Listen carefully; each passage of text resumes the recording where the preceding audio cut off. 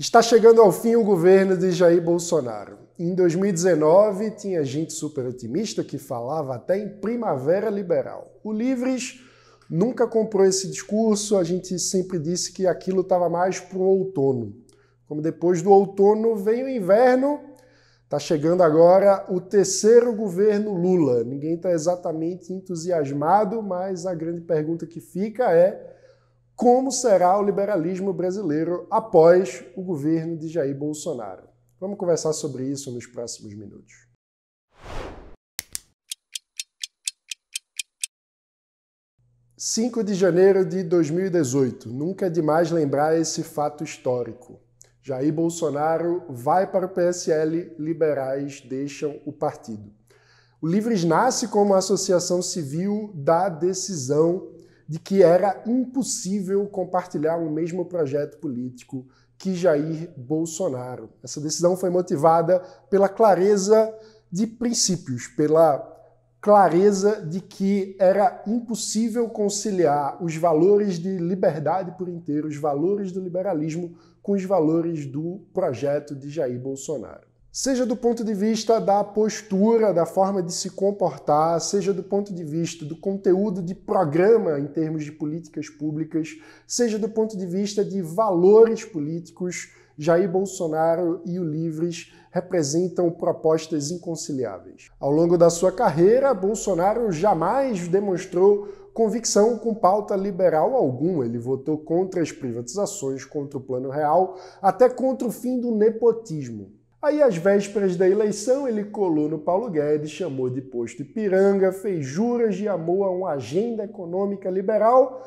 mas as palavras do cofundador do Livres, Sérgio Bivar, naquele já distante 5 de janeiro de 2018, continuam atuais. Ainda que Bolsonaro seja assessorado por liberais na economia, ele não tem convicção na matéria, o que torna qualquer expectativa em relação ao governo dele inconsistente. E foi isso que se verificou ao longo do governo Bolsonaro. Foi ele, como presidente, por exemplo, quem mais boicotou o avanço da reforma da Previdência, tão importante porque ele, como presidente, defendeu a manutenção de privilégios para militares, que infelizmente acabou continuando com a reforma que foi aprovada. Mas o que eu quero chamar a atenção é para a fonte desta convicção. Por que o Livres tinha tanta certeza da incompatibilidade entre liberalismo e Bolsonaro? Por conta dos valores políticos. Os valores que sustentam o bolsonarismo são muito diferentes dos valores que sustentam o liberalismo. Vamos lá. O liberalismo gerou a democracia liberal moderna, com pluralismo, direitos individuais, liberdade de expressão. O bolsonarismo idolatra a ditadura, demoniza a divergência e usa milícias virtuais para manipular o debate público. O liberalismo combate o patrimonialismo desde o sangue real da monarquia absolutista. O bolsonarismo se ergue em torno de um clã familiar, confundindo inteiramente a família e o Estado. O liberalismo é filho do iluminismo, ligado à valorização da razão, da ciência e da cultura. Já o bolsonarismo adota a ignorância, a teoria conspiratória e o negacionismo. O liberalismo legou à civilização o patrimônio dos direitos humanos. Já o bolsonarismo cultua o elogio da tortura e da truculência. Mas, mano, se tem tanta diferença entre liberalismo e bolsonarismo, por que tantos liberais apoiaram o governo Bolsonaro? Bem, aqui eu preciso dividir a resposta em duas partes. A primeira parte, que vale só para a declaração de voto no segundo turno, é muito simples. O outro lado também não ajudava, né? É preciso separar o que é só uma declaração de voto do que é de fato um apoio político.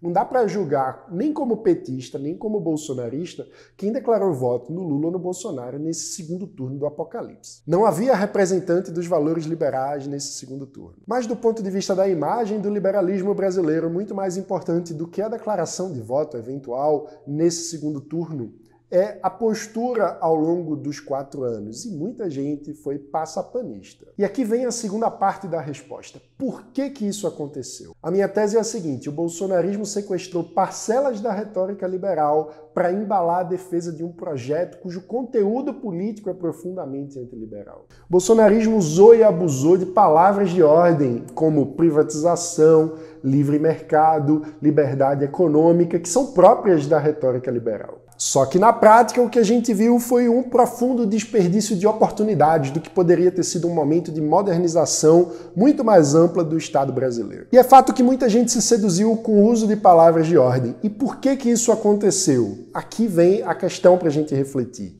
A minha tese é a seguinte: isso fica muito mais fácil de acontecer quando o norte da posição política é a rejeição a alguém. Se alguém é, antes de tudo, um anti-bolsonarista, fica fácil se seduzir pelo petismo. Se alguém é, antes de tudo, antipetista, fica fácil se seduzir pelo bolsonarismo.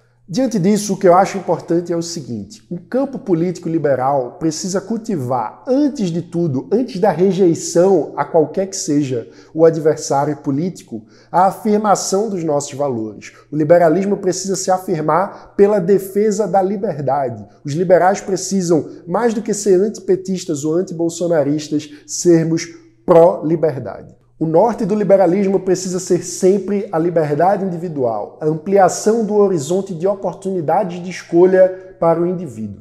Quando a gente realmente adota esse norte, fica muito mais fácil manter a consistência da análise e da postura. E aí a gente também supera algumas narrativas. Um dado da complexidade do mundo é que, assim como pessoas que a gente admira podem fazer medidas péssimas, pessoas que a gente abomina também podem, eventualmente, fazer boas medidas. Por isso, na política, a gente precisa focar muito menos em quem diz ou quem faz e muito mais no mérito do que faz e do que defende. Quando a gente analisa dessa forma, fatalmente a gente sai do binarismo, sai do 8 ou do 80 e começa a entender as nuances e complexidades. A política não é feita por uma luta do bem contra o mal, de um Deus contra um demônio. Medidas boas e ruins podem vir de qualquer governo. Então vamos, por exemplo, analisando o caso do governo Bolsonaro. Tem sim algumas boas medidas do ponto de vista liberal ao longo do governo. Foi o caso da reforma da Previdência, marco legal do saneamento básico, das startups, do gás, independência do Banco Central, lei da liberdade econômica, avanços na digitalização do governo.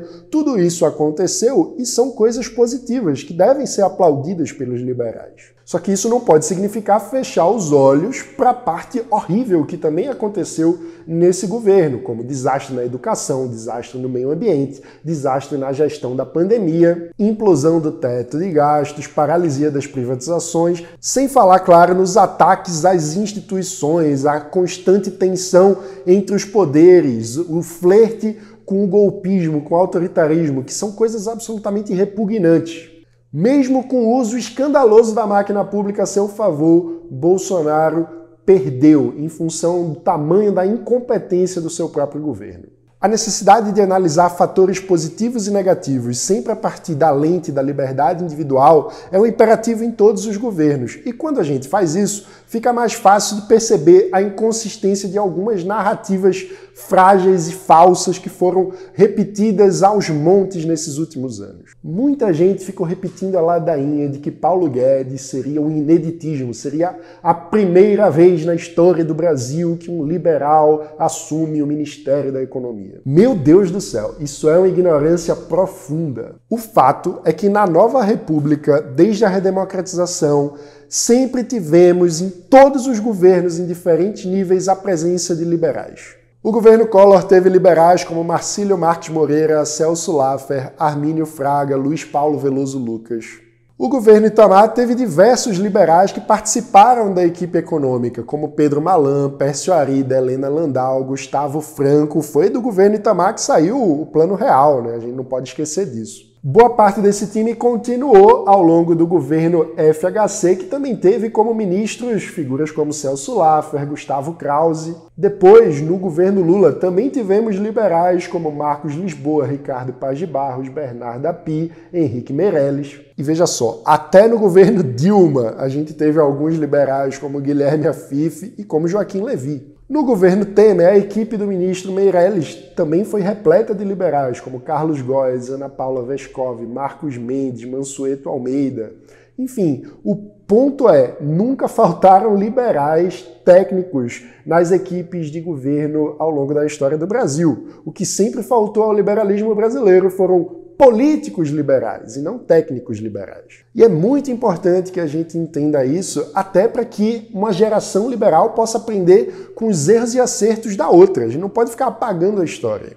Isso tudo é importante para a gente perceber como o liberalismo brasileiro é muito amplo e muito diverso. É impossível restringir o liberalismo brasileiro ao bolsonarismo, que é um capítulo muito pequeno da história, enquanto o liberalismo tem contribuições ao longo da história do Brasil, desde a Confederação do Equador, Inconfidência Mineira. Ao longo do século XIX, construímos o movimento abolicionista, a principal luta da história do Brasil, que pôs fim à escravidão.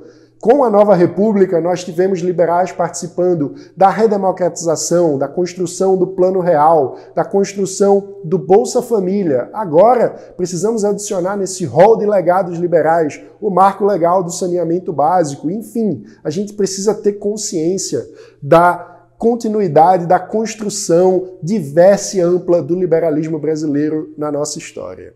Sabendo tudo isso, vamos voltar à pergunta: como é que fica o liberalismo brasileiro após o governo Bolsonaro? A verdade é que essa eleição foi muito ruim para o campo liberal, para a representação das ideias liberais no Congresso. E quando a gente fala disso, a gente precisa ter mais uma vez consciência da diversidade do liberalismo. Existem liberais na centro-esquerda, existem liberais na centro-direita, liberais na direita, mas o liberalismo é sobretudo um movimento de centro, de pessoas moderadas, capazes de dialogar. E essa eleição foi muito ruim para o centro, justamente em função da polarização de petistas e bolsonaristas. Por isso, nos próximos anos, a gente vai passar por um desafio de reconstrução do centro político e, com isso, também do campo liberal na representação política. Mas também não é uma terra arrasada, até porque tivemos uma excelente notícia lá em Pernambuco, meu estado, com Priscila Krause sendo eleita vice-governadora. Temos uma liberal por inteiro associada do Livres como vice-governadora de Pernambuco. E a história e a trajetória política de Priscila Krause, inclusive, são uma excelente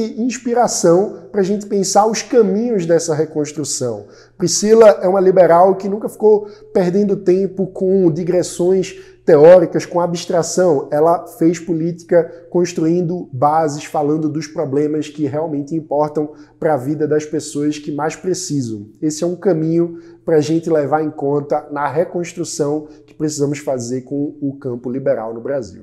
E é isso que a gente quer fazer aqui no Livres. Então, se você também acha importante focar energias em reconstruir um campo político liberal conectado com bases, com os problemas reais do Brasil, você precisa se juntar a gente e ser um associado. Entra lá no nosso site, eusolivres.org, faz o cadastro e vem participar do maior movimento político que defende a liberdade por inteiro no Brasil.